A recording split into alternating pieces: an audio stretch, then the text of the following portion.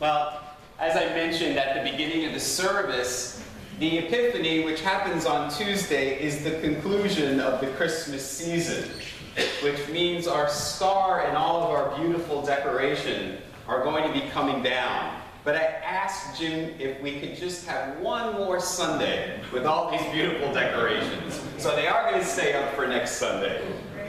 The star, which has been with us through Advent and now Christmas, reminds us of that guiding light that the Magi followed. And of course, they call this gospel the Epiphany. And I'm sure that every single person in this room, at some point or multiple points in your life, you've had epiphanies. Now, Oprah Winfrey, on her talk show, would often have these epiphanies, and she called them aha moments. And it became so popular, that phrase from her, that Merriam-Webster's dictionary a few years ago put it in the dictionary. Aha moments. Now here's what Oprah said about these moments. She said, "I always loved those moments when I would sit down and talk with somebody and they'd say something that would make me look at life or a situation in a completely new way. And I'd say, aha, I get it. And the little hairs on my arm would stand up. That's an aha moment." And when Merriam-Webster's put it in the dictionary, this is how it's defined. An aha moment is a moment of sudden realization, inspiration, insight, recognition, or comprehension. And when I looked in that very same dictionary for the definition of the word epiphany, it says that an epiphany is a moment in which you suddenly see or understand something in a very new or very clear way. So an epiphany is the same as an aha moment. I like to call them light bulb moments. That's when the little light bulb appears above your head. And I like the light bulb imagery because it's all about the light. And we hear along the spiritual path words like illumination. And we hear things like enlightenment. So I like to think of the light bulb going off. And if you're like me, you've had those moments happen to you in your life. Well, those moments are epiphany moments in which God is speaking to us. And we begin to see things in a new way. For those of you who were here last Sunday, the gospel reading was about how Simeon and Anna recognized in the baby, Jesus, something extraordinary. They had an epiphany moment. And of course, in today's gospel, the Magi have an epiphany moment. I'm sure they were really shocked when they followed the star and it led to a manger, a place where animals were. And then they saw this poor baby in there, and yet they saw something extraordinary. And they began to understand in a new way, oh, that's what the light of the world looks like. It's not in the king, it's in a poor little baby. That's what they understood for the first time. Now, who were these people called the Magi? Well, the word Magi comes from the same word that we use for magic, or magician. But they really weren't magicians in the way that we understand them today. They certainly could read the stars, but you know, magicians today are about tricking us. They're about illusion. But the Magi were more like mystics. They were people who were about revealing the truth. Now, we often hear that they're referred to as the three kings or the three wise men, but that's not really what's in the gospel. If you paid attention to the gospel this morning, we hear that they're never referred to as kings. And it never says in the gospel that there were three of them. And this is the only gospel it appears in. It's only in Matthew's gospel. So if we go with this, we have to understand that maybe the Magi weren't all men. Maybe there were women Magi that made this journey. And maybe there were more than three that went on this journey. But they were mystics. I've shared with you before that mystics are people who don't just know about God, they actually know God intimately. They have accessed that place where they have discovered that they could have an intimate relationship with God. It wasn't just about studying about God, it was actually knowing God. That's what mystics do, and all of us in this room can be mystics. So there may have been more than 3 of them, and they may not have been kings, they may have been men and women, but they were wise. They had wisdom. And wisdom, as we know, is different from knowledge. It's different from facts and theology and studying dogma. What knowledge is about, it's knowing.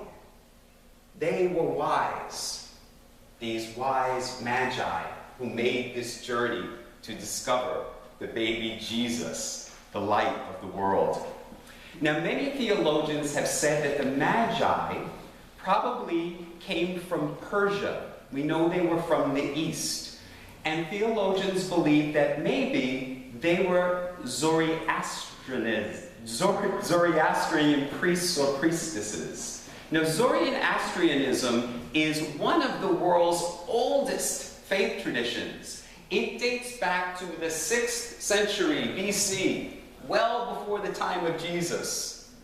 And Zoroastrians believed that the light of God lived within each one of us, and that if we could access that light, we would be guided to our greatest good. So these magi came from another culture and another faith. And that, to me, is what is so beautiful about the Epiphany story. Because it's saying that these people crossed boundaries, they crossed religions, they crossed countries, that the light of Jesus was meant for everyone. Everyone in the world, no matter what your religion, what your culture, what your country. This discovery of this light is for everybody. That's what it's about.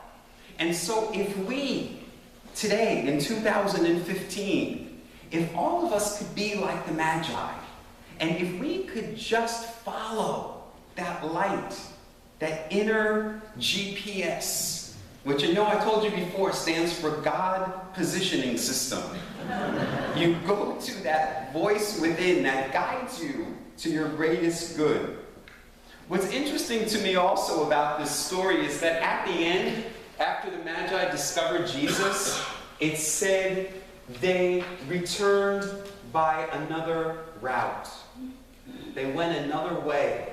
And that's the cover of our bulletin today, a new road. Because once you discover this light of the Christ, once you have these epiphanies and these ahas and these light bulb moments, your life follows a different path. You can't go back from the way you came. Your life takes a new direction. And that's what we see happen with the Magi. Your life transforms. Now, the 3 gifts that the Magi brought are all about transformation. So the first one was gold. And if you were here last Sunday, you remember I talked about alchemists. And alchemists are people who take just basic metals, base metals, and they transform them through fire into gold, something valuable. So their gift of gold represents transformation and value. Frankincense is an incense that comes from the East. It comes from Persia and Saudi Arabia. And it's an incense that when ignited by the light, by the fire, creates this aroma which opens up the spirit. And that's why we see in so many spiritual practices around the world that they use incense in their spiritual practice, because it opens up your senses, it transforms you. And then they also brought something called myrrh. And myrrh is a healing ointment. It's like a bomb that would be applied on a person for therapeutic means, to calm them, to soothe them. So all of these gifts that the Magi brought were about transformation. So what does it mean for us today, this Epiphany story? Well, I think it means that throughout our lives, if we follow that light like the Magi did, if we follow that light of God, that inner GPS, we will see signs, and those signs will come in the form of these epiphany moments. And when they come, it is our way of knowing that God is speaking to us and is illuminating our path. And if we follow the path, we will be led to the light of the Christ, to this rich, abundant life that Jesus promised us. Now, what we have to do is we have to do what the Magi did, which is they brought their gifts to the light of the world. And we have to bring our gifts. All of us have different gifts. We have to bring our gifts to light, to use them for God. And when we do, we create this life, this transformative life. We not only transform our lives, but we transform the world around us. So let us go forth as we begin the year 2015. Let us go to a place where we, like the Magi, can be still and watchful for the light, for those epiphany moments God has for us. And let us give birth to that baby, give birth to that light. And what that means is we're giving birth to becoming more and more of who God created us to be. Namaste. Namaste.